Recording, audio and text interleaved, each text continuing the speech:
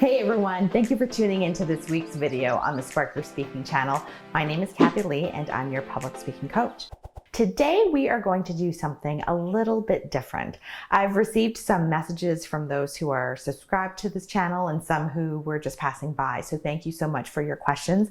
I really appreciate it. I wanted to answer some of these questions and share more about my own personal journey with public speaking. I've spoken at length in some of my other YouTube videos about the importance of making your talk or presentation or social media video personal, because being personal is what will set you apart from others who are trying to stand out in this oversaturated market of content creating. I figured let's take some time today to give you some of my own experiences with public speaking. I'll talk about the times I've made mistakes, the times I wasn't ready for an opportunity, and how I was able to overcome it all and make a very successful career out of being a TV broadcaster and a public speaker. I'm hoping by you hearing these stories that it will give you encouragement and inspiration on your own public speaking journey. My first MC experience was in a small town in Canada, which was the very first market I worked in TV broadcasting. There was only one television station there, and it was common for the community to reach out to the local television station to ask on-air personality to host or MC events. So one nonprofit had noticed me on TV and asked if I was interested. I remember thinking to myself that I had never MC'd or hosted a live event in front of a crowd before, and I was terrified, but I wanted to get better at this skill, so I said, sure. There were about 300 people at this breakfast in a conference room of a hotel, and I remember being so scared. I had gone through my scripts 100 times, and I just thought, how am I going to remember everything? What I did though to help calm my nerves was I brought someone I trusted and someone who was very close to me. I wanted to see them in the crowd in case I started to panic. You know, I could look at them and hopefully they can calm me down. They were tasked to give me a thumbs up or a smile, just so I could be reassured. So that's something that you could do if you're going in front of an audience for the first time and you have a bit of trepidation. I remember hanging onto the podium so tight, my knuckles went white. I was just so scared to come out from behind it. I remember stumbling over some words multiple times in the script, and at that time, I didn't know how to handle it. But what really helped me was that I fixed the mistake and I kept going, right away, even though I felt like I had made such a big mistake and I was totally bombing it. I somehow made it through. It sure was not perfect, nor was it great, but the biggest lesson I learned was that I was brave enough to go for it, and I survived. It gave me confidence to keep saying yes to MC events, and now it's second nature for me to host. In fact, my largest audience to date is around 10,000 people.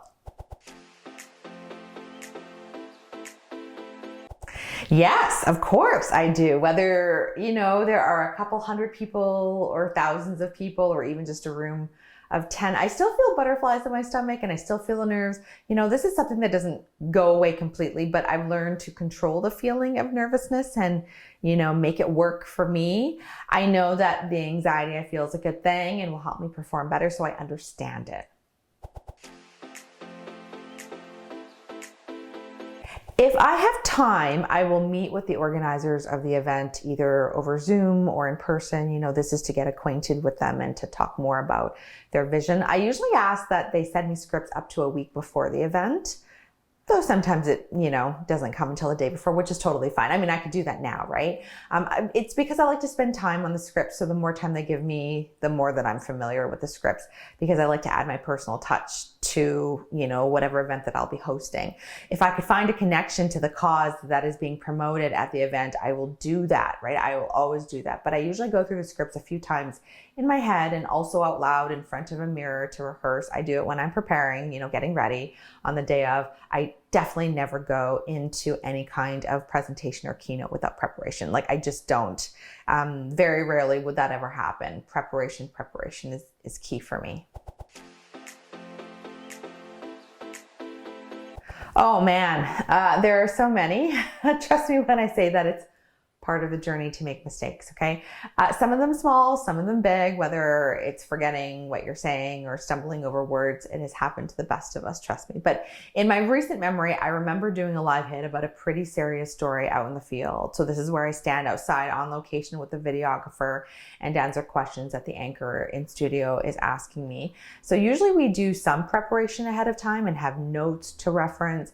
Well, for this particular story, it was breaking news, which meant I didn't have a lot of time to prepare or gather information for the story.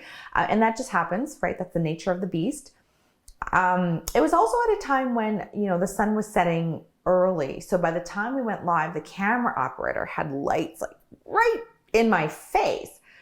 And it kind of blinding, right? So I was asked the question by the anchor, and then suddenly I forgot the words I was supposed to say. Usually I'm experienced enough to be able to recover quickly, but this time I really just drew a blank. Now I had my scripts in front of me, as I always do, because it's a really great backup. So that's a little secret that you guys might not know. We always have scripts in front of us. So I automatically looked down to reference my notes to help me get back on track. Unfortunately, because of the bright lights and because it was so dark outside, I was completely blinded by the lights and I couldn't see anything on my notepad. This was a classic deer in the headlights kind of scenario. But the thing is, this happened after years and years of being in the industry. So it was a good lesson to learn that mishaps can happen at any time, but it does not define you. Obviously, that moment did not define me as a journalist, but my goodness, did I ever feel bad. So what ended up happening was I took a deep breath and just waited until I could see my notes again. It definitely felt like an eternity, right? I was panicking inside. I tried to remain as cool and calm as possible. And of course, once I could see my notes again, I resumed. Now, I watched the show back that night, absolutely dreading the disaster I thought I was on TV. But you know what? It wasn't as bad. And, I'm only human. I asked a few friends what they thought, and they said the mistake didn't bother them. It's totally normal, right? So I realized that sometimes when we are trying to be so perfect, we forget that we truly are just humans, and things like this happen all the time. And the public is forgiving of mistakes you think are really a big deal. All right. I hope that helps. That's all for today, everybody. Just wanted to share a few of my, my thoughts. There are so many more questions I still need to answer, and I'll get to them. If you have any other questions about me or about public speaking, please put it in the comment below or DM me. I love engaging with you and would love to put out more topics that you want to learn about when it comes to public speaking, because I want to help you. I'm here to help you. If you like this video, you found it helpful, remember to hit the like button below and share it so that other people can benefit as well. Again, if you have any questions or topic ideas, feel free to leave a comment for me. And if you are interested in any other public speaking videos that I have to offer, like my programs, feel free to go to my website, speakerspeaking.com. All right, see you next week.